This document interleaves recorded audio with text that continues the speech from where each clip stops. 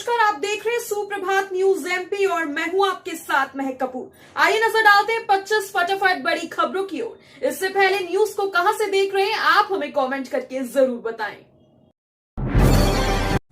होली एवं रंग पंचमी के दिन भोपाल में बंद रहेंगी शराब की दुकान। राजधानी भोपाल में होली और रंग पंचमी के दिन शराब की दुकानें बंद रहेंगी।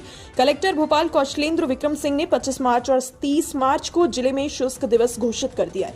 इस दिन भांग और भांग घोटा दुकानें खुली रहेंगी। कलेक्टर कौशलेंद्र विक्रम सिंह ने भोपाल जिले की कानून एवं व्यवस्था की स्थिति को दृष्टिगत होली 25 मार्च को शाम 5 बजे तक तथा रंग पंचमी के अवसर पर 30 मार्च को शाम 5 बजे तक की अवधि के लिए संपूर्ण भोपाल जिले के लिए शुष्क दिवस घोषित कर दिया है।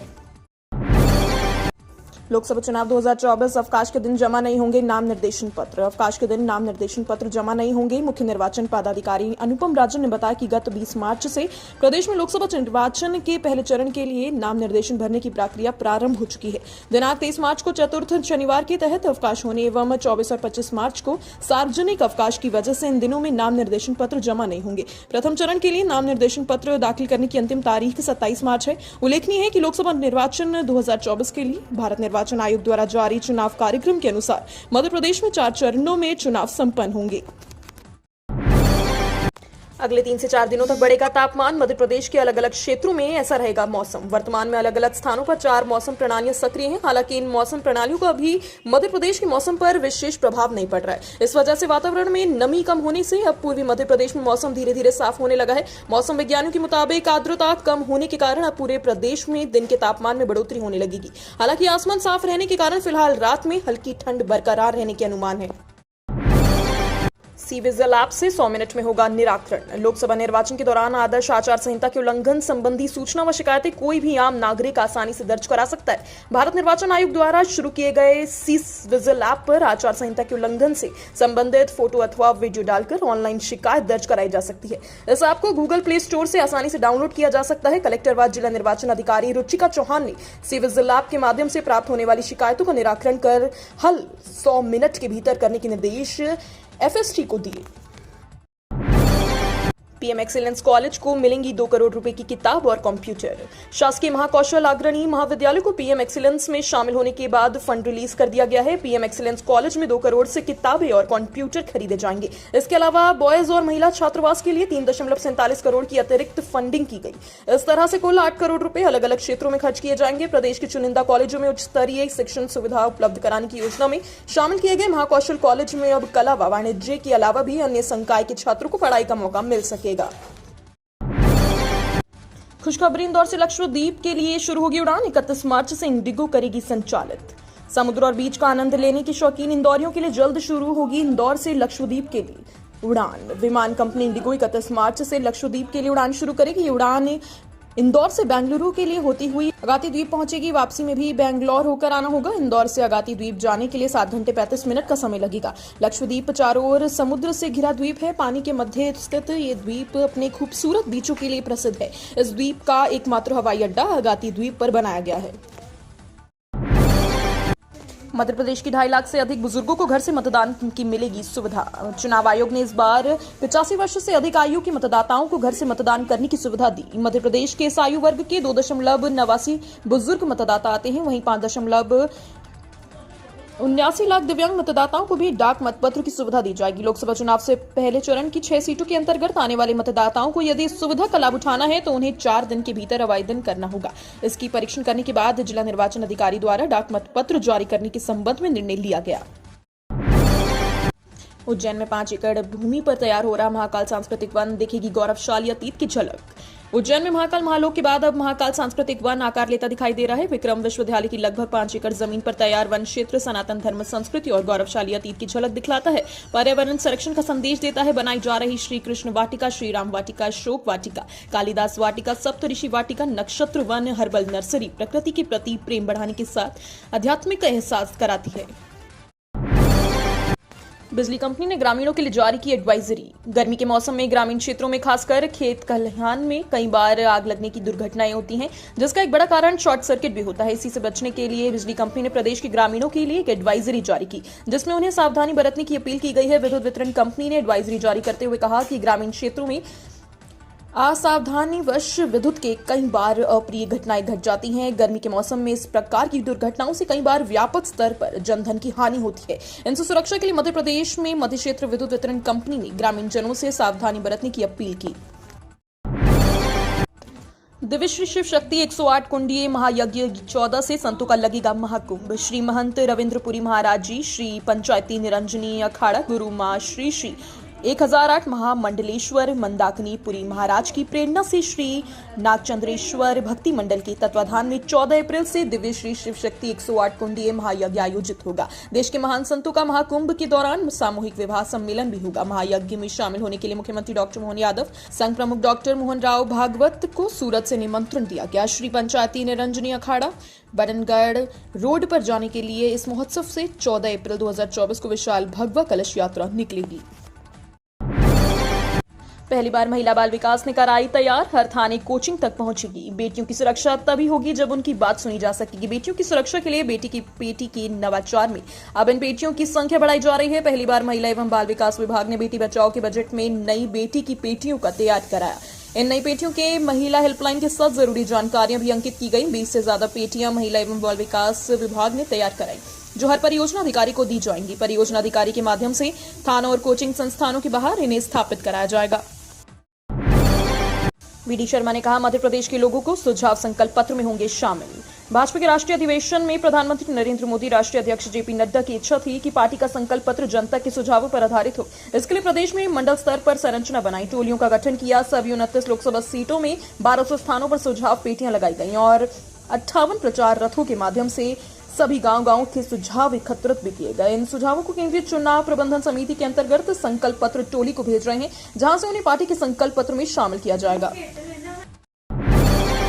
एलएचबी रैक से चलेंगी वेरावल और बीकानेर महामना एक्सप्रेस। रतलाम मंडल द्वारा इंटीग्रल कोच फैक्ट्री रैक से चलने वाली ट्रेनों की लिंक हाफमैन बुक रैश को बदला जा रहा है। इंदौर से चलने वाली वेरावल और बीकानेर महामना ट्रेन को अब एलएचबी रैक से चलाया जाएगा। इंदौर से चलने वाली कुछ ही ट्रेन ऐसी हैं जो आईसीएफ रैक से चल रही हैं। अधिकांश लंबी दूरी से ट्रेनों को एलएचबी रैक से ही चलाया जा रहा है, ताकि कम समय में ये ट्रेन अपना सफर पूरा कर सके।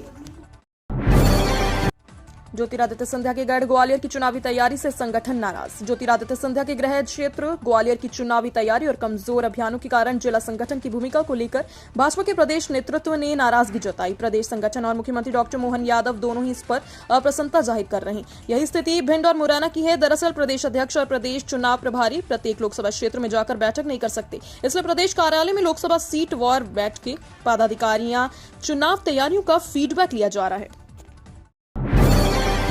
इंदौर में सहारा होम्स के प्लॉट में होगी नीलामी। निगम को वसूलना है संपत्ति कर 22.94 करोड़ रुपए। बकाया करों की वसूली के लिए नगर निगम ने अभियान तेज कर दिया। इसी क्रम में नगर निगम अब सहारा होम्स के प्लॉट की नीलामी करेगा। निगम को सहारा होम्स से 22.94 लाख रुपए संपत्ति कर वसूलना है। कंपनी बार बार नोटिस देने के बावजूद राशि जमा नहीं कर रही थी। इस पर नीलामी की कार्यवाही की जा रही है। अपर आयुक्त राजस्व अभिलाष मिश्रा ने जोन 19 में स्थित संपत्ति सहारा इंडिया कमर्शियल कॉर्पोरेशन लिमिटेड सहारा सिटी को होम्स की है। ये ग्राम बिचौली मर्दाना के सर्वे नंबर 166 से 187 तक स्थित है। सहारा इंडिया की इंदौर में कुल संपत्ति करीब 31 हेक्टेयर है। ज्ञानवापी की तरह भोजशाला में एसआई सर्वे आज से इंदौर हाईकोर्ट ने दिया था आदेश। धार की ऐतिहासिक भोजशाला में हाईकोर्ट के आदेश अनुसार आज 22 मार्च से सर्वे शुरू होगा। भारतीय पुरातत्व सर्वेक्षण विभाग द्वारा ये सर्वे 22 मार्च को यहां भोजशाला में शुरू किया जाएगा। इसके तहत मुख्य रूप से ये बात सामने आ सकती है कि यहाँ पर किस तरह की प्रतीक चिन्ह है और किस तरह की यहाँ की वस्तु शैली है। साथ ही ये भी स्पष्ट हो जाएगा कि किस तरह की धरोहर है। धार स्थित भोजशाला को लेकर मध्य प्रदेश हाईकोर्ट की इंदौर खंडपीठ ने फैसला दिया है कि जिसके चलते अब भोजशाला का भी एसआई सर्वे किया जाना है। आयुध निर्माणी खमरिया में बमों की खेप यूरोपीय देशों को रवाना। आयुध निर्माणी खमरिया के जल क्षेत्रों और मैदानी क्षेत्रों में सेना के लिए उपयोगी 30 mm BMP 2 बम के 3 वर्जन बनाकर यूरोप के अनेक देशों को निर्यात किया गया। ये बम उसे बनाने निर्यात ऑर्डर मिला था, जिनका उत्पादन पूरा कर पहली खेप यूरोप रवाना कर दी गई। उच्च विस्फोटक की श्रेणी में 30 AM BMP 2 बम के 3 वर्जन HI, APIT और HI को बना भेजा गया। इसमें तीनों ही वर्जन की संख्या 30-30 हजार है। गुणवत्ता का विशेष ख्याल रखते हुए गोला बारूद का उत्पादन में निर्माणी की साख देश दुनिया की कायम है। यही कारण है कि भारतीय सेना की मांग के अनुरूप निर्माणी उत्पादन करती रही। बसपा ने जारी की मध्य प्रदेश के लिए लिस्ट, नेताओं को दिया टिकट। बहुजन समाज पार्टी ने मध्य प्रदेश के लिए लिस्ट जारी कर दी है। लिस्ट में 7 प्रत्याशियों के नामों की घोषणा की गई। पूर्व विधायक नारायण त्रिपाठी को मायावती ने सतना से लोकसभा का उम्मीदवार बनाया। कमलेश पटेल खुजराहो से चुनावी रण में उतारे गए। सीधी लोकसभा सीट पर पूजन राम साकेत चुनाव लड़ेंगे। इंदर सिंह उइके को मंडला से लोकसभा का उम्मीदवार बनाया गया। कांग्रेस का गढ़ माने जाने वाले छिंदवाड़ा में भी मायावती ने एंट्री की है। जी हां, छिंदवाड़ा में उमाकांत बंदेवार पर मायावती ने भरोसा जताया। मंदसौर लोकसभा सीट पर कन्हैयालाल मालवीय को टिकट दिया गया। दिग्विजय सिंह लड़ेंगे लोकसभा चुनाव। सिंधिया के खिलाफ कांग्रेस ने फाइनल किया ये उम्मीदवार। मध्य प्रदेश लोकसभा चुनाव के लिए कांग्रेस अपने पूरे दमखम जोर लगा रही है। इसी बीच पूर्व मुख्यमंत्री और कांग्रेस के वरिष्ठ नेता दिग्विजय सिंह लोकसभा चुनाव में लड़ने के आसार। सूत्रों के मुताबिक राज्यसभा सांसद दिग्विजय सिंह राजगढ़ सीट से चुनाव लड़ सकते हैं, जबकि कांग्रेस केंद्रीय मंत्री ज्योतिरादित्य सिंधिया के खिलाफ गुना सीट से वरिष्ठ नेता अरुण यादव को मैदान में उतार सकती है। मालूम हो कि साल 2019 में हुए लोकसभा चुनाव में दिग्विजय सिंह भोपाल से चुनाव के लिए लड़े थे, लेकिन साध्वी प्रज्ञा सिंह ठाकुर के हाथों हार मिली। जबकि दूसरी ओर कांग्रेस केंद्रीय मंत्री ज्योतिरादित्य सिंधिया को चुनौती देने के लिए गुना निर्वाचन क्षेत्र में अरुण यादव को मैदान में लाने की तैयारी है। सरकारी मेडिकल कॉलेजों की स्वायत्त संस्था में अब संभागायुक्त नहीं रहेंगे अध्यक्ष। अब सरकारी मेडिकल कॉलेजों की स्वायत्त संस्था में संभागायुक्त अध्यक्ष नहीं रहेंगे। लोक स्वास्थ्य एवं चिकित्सा शिक्षा विभाग ने स्वायत्त संस्था के अध्यक्ष पद से परमंडलीय आयुक्त को हटाने का आदेश दिया। इसके बाद इंदौर के Mahatma Gandhi memorial medical college के डीन ने संभागायुक्त की जिम्मेदारियों को चिकित्सा शिक्षा विभाग के आयोग से बदलने के लिए प्रारूप तैयार किया।